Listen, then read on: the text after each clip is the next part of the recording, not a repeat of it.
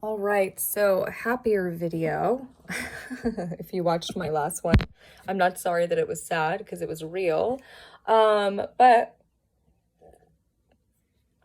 it's yet to load a few hours later. No surprise there.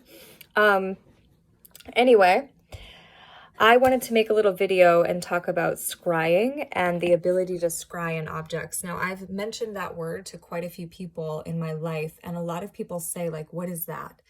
And essentially, there's a photo that's circulating the internet right now of a man who took a picture of what is very clearly a woman formed in waves, and everybody is losing their mind over it. And then like the magical community and people who have been scrying their whole lives or like do divination, we're like, that's what we're talking about. Like, what do you mean? So it's possible for anybody to do. And I just wanted to give you another good example. There's this picture that's on an Instagram account called Heaven. No, I'm not affiliated with that account in any way, shape, or form. It's that I follow a hashtag or maybe the actual account called Heaven. This is a screenshot of their photograph that they featured that says Find Your Heaven. And it's of a volcano erupting with lightning.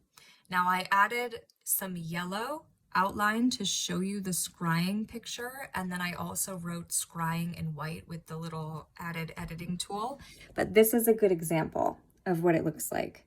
So to me, as you can see from this photo, there's a man, which I've outlined, and it looks like he is shooting lightning into the volcano, and his eye, his left eye, and his mouth are doing so. And then here, up in the corner, you can see another small figure that looks like it has eyes and like a lightning rod here and a lightning rod here. This yellow I added here to show the shapes. And then here even you can see another eye set, right?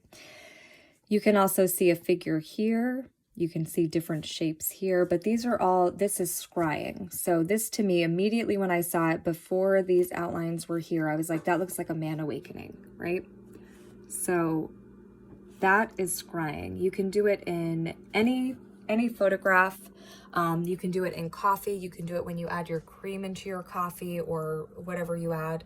You can do it in anything that gives you a shape. When I spill something, sometimes I'll be like, okay, what do I see right now? Because maybe it's a good indication of something I need to pay attention to. Now that's for people who aren't going to change what they see because of what they want. You have to actually use divination as a true tool to better yourself in your life. It has to be a genuine intention. So I'm not going to look at it. It's kind of like when you do tarot. If you shuffle and a card comes up that's not the one that you want, and you're like, oh, and then it comes up again because that's the universe showing you that you're supposed to be paying attention. Now, for me, my whole life, that's what I've done, because I learned that when I make decisions based on what I want the best possible outcome to be, that's what ends up happening. That's the occurrence. That's the path that I want to take. I always say, for my highest soul's good, and the only person I want to attract into my life is the highest soul's love. So it's like, that's my goal here, because I don't want any reason to feel attached to this earth, because I'm not going to come back to it.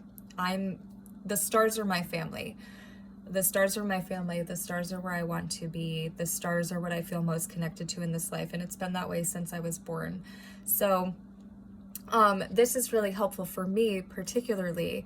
And again, when you spill something, usually it's because something's off in your energy, right? Like if you spilled something every day, you might just be like, oh, that's normal for me to do. But if you spilled something randomly and you're kind of stressed out, that's going to be the thing. Like, did I see a shape in what I just spilled? That's divination. That's scrying. You can do it in the clouds. I've done it in the clouds my whole life. That's why when I speak of the procession of the crowning of the king on October 6th of 2020, not the 5th.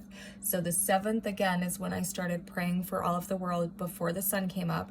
And on the 6th, I sat outside and I saw the procession of the coming of the next king, and then they crowned me. But that's within the clouds. So it's the same tool of divination of this photographer who caught this shape in the waves that is beautiful and amazing and mesmerizing. Where is that? And why is that form awakening there? Where is this volcano, and why is this form awakening there? Because these are the forms that you pay attention to. What kind of shape is it? What do you see? How clear is it? And again, in 2014, there was a white horse in the sky, in the clouds, you know, behind me. And that was a sign that I was on the right path, that I was meant to be walking forward in this path. And that was when I was really happy. You know, I had a goal, I had plans, and I knew how to obtain them because I learned how to budget, how to make steps for myself that were practical but also fulfilling. But I really wanted to share this particular photograph because it's a really good example of what that looks like. And I'm sure that I have other examples in here too, but it might take me a really long time to get to them. So I think that just sharing that one for now is good. And of course, if you have questions, you can ask them and I can answer them. It's not meant to be very complex or complicated. It's not like you need to make something out of nothing. It's literally like, do I see anything there, right? Like you can look in the clouds, you can look in your coffee, and usually if you ask with intention of what you want to see, then you'll see what you need to. So if you say, before you pour your cream, like, show me what it is I need to see.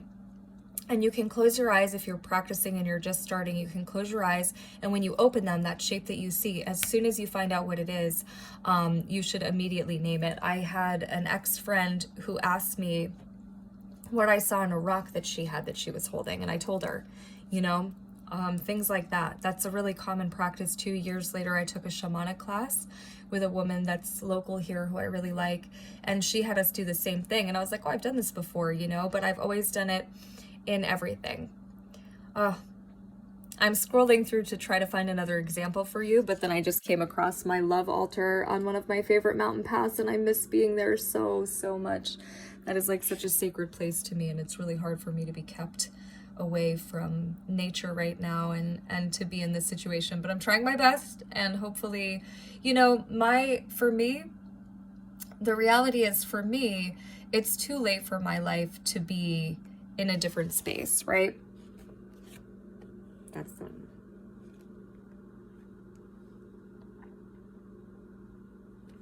It might change. Things might get better than what they are right now. I can have a lot of hope. I might heal a little more than I am right now. Like, there's all of these things that could happen, but the reality too is, which is really important for me because I have a tendency to make things too hopeful, which is really bad and impractical for me, because it's literally gotten me to this place in time. So I feel like me sharing all of these things is more about maybe helping people in the future. Maybe if we caught spinal cord injuries sooner, you know, people would have a chance of fully healing.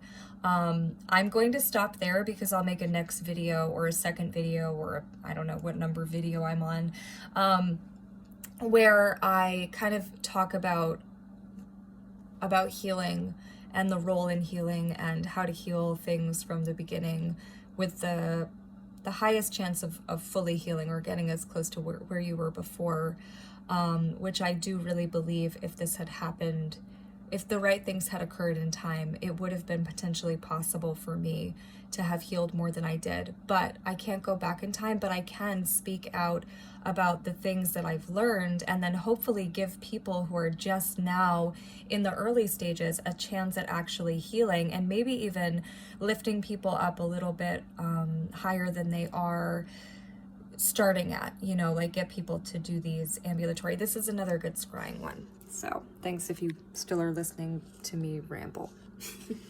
Heart in the sky, that was pretty common for me too. I took all these timer cam photos when I was on the mountain. I loved the timer cam app.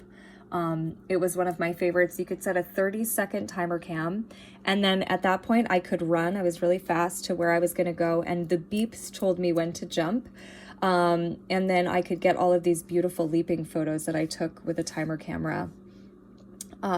Anyway, so basically I'm going to do another video about healing, but I wanted to post this about scrying. If you have questions, please ask. But again, it's not complicated. And if you're not interested, don't do it. And if you are, try it out. Simple.